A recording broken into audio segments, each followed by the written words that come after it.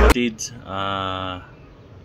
babalik na naman tayo. Yan, pagpasensya na ng kalat, nakikita nyo mga ninong. Yan, kalat dito. Oh, dami na naman natin lilinisin. Nakikita nyo yan, puno na naman. Yan. So far, iba nating mga breeders meron pa rin itlog. Katulad nitong yung gazpacho natin na to, yan, ano to ibon ni Philip Norman, ayan. Tapos ang kapares niya, High Hopes na naka cross sa 314 ni Baldwin, ayan. So may isang silang itlog, pero palagi ko tatanggalin ko na itlog niyan dahil pagpapahingin ko sa nakadalawang clutch na to eh. Ito naman yung Thomas 6 natin tsaka yung Magic Torian ay may dalawang itlog, mamimisa na ngayon yan. Bale siguro yung dalawang may anak nito pang-i-stock birds, pagiging stock ko na yan. Tapos ito naman yung anak ni Erica na ng line at saka yung Wolverine, ayan, cross sa saan nga ba ito naka-cross? Yun, sa Ornat Soraya, yung lalaki, ayan, yung lalaki. Mamimisa na din, halos sabay yan, dalawa. Kaya tingnan natin yung pakita natin. Hindi naman ito maselan eh, mabait yan eh. Ayan o, nakikita nyo mga ninong, papisa na. Dalawa yan. Sana tuloy-tuloy lang na umpisa. Ayan o. Hindi sana mahirapan na lumabas sa sa shell. Ayan. Ayan. Yung lahat ng mga mapipisa ngayon na yan, pang-i-stock bird na natin. Kasi yung mga iba ay ipapadala natin yan sa yung mga yung mga nasa win cage natin, yun na papadala natin sa One Low Praise na Big Andy, kung alam niyo yung Big Andy. Ito man, itong new laureate natin, may isang itlog pero hindi ko alam kung kung madadagdagan pa. Ito naman yung lumaban natin ng 400 miles, may dalawa rin itlog. Yan, itingnan natin mamaya kung fertile yung nila, yung itlog nila. Tapos dito tayo dumako yung inbreed Casabor natin tsaka yung direct na anak ni Wolverine. Ayan, ito direct anak to ni Wolverine eh. Yan, papalit tayo ng ng nest pad. Basa na naman. Ayan ayan yung inbreed Casabor natin. May isa silang anak, isa lang yung buo. Kasi yung isa, pangalan to?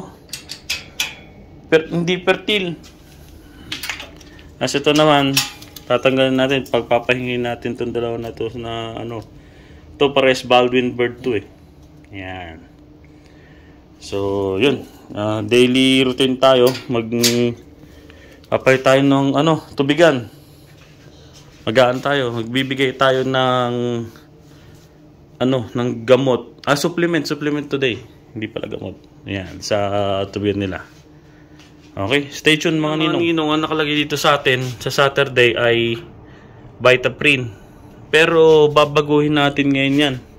Kasi dumating na yung in-order ko na galing ng Spain. Ayan, galing pa ng Spain to.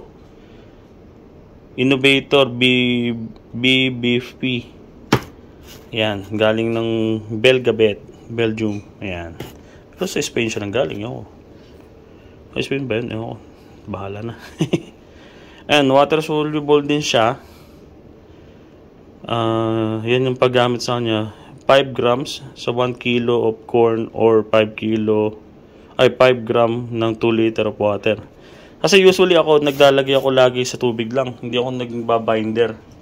Hindi tayo gumagamit ng pambinder doon sa pagkain nila. Ayan. Ito lang ang gamit, ito ipapalit natin sa Vitaprint. Ito yung Vitaprint na ano gawa to ng Vitaking. Yan, maganda rin tong gamitin. Ang yang gagawin ko lang kasi bale may dalawang ito kasi yung ano natin, yung schedule natin, yung Monday na Vitaprint na yun, Monday isa. Tapos ang kasunod Wednesday, hindi pala. Asan may kasunod? Ayun. Yung Saturday pala Vitaprint. Ang gagawin natin, cross out natin Vitaprint, lalagyan natin yung innovator para matesting natin kung ano, which one na mas maganda. Pero palagi ko pares naman siguro maganda yan. Kaya ang gagawin ko, tig-isa na lang. Tig-isa. Yan. Tapos, hindi na natanggal yung Premilac. Maganda yung Premilac na testing ko. So yun mga kalapatid, ito gamit natin na para sa vitamin ng mga ibon natin, supplements. Ayan. Vitaprint ng Vitakings at saka Belgabet. Ayan, innovator. Okay. Yun mga. So yun mga ninong, tapos na tayong magbigay ng tagay nila. Ayan, yung innovator yung ginamit natin. Tapos nagbigay tayo ng konting pagkain dahil kasi mga puno ay mga ano pa konti lang nabawas dun sa feeder nila.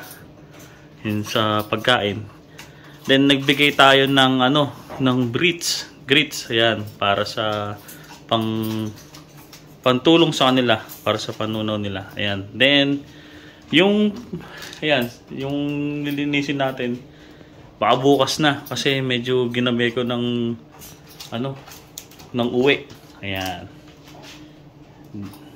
So far nagbigay na tayo ng pagkain nila. Daily routine natin yan Ayan. Mga ninong, yung mga nahango natin this month na young bird. Pwera dito sa nag-iisa na to. Ito. Yung Wolverine na direct grandson ni Wolverine yan. Yan. I-stock natin to. Pero yung the rest nung itong tatlo na to at saka yung tatlo rito sa likod, iyaan natin yan. Papadala natin sa Big Auntie. Ganda na nung nakapagbihis na to. Ganda na nung Wolverine Tsaka ito naman anak nung kaninang dark check white flight na pinakita ko sa inyo na Baldwin. Ayan, anak yan. I-review natin yan sa susunod. Ipapakita ko sa inyo sa video kung sino-sino yung mga anak nino. Ayan, papakita ko sa inyo. So yun. So sana nag-enjoy kayo sa video natin for today mga ninong. Peace out.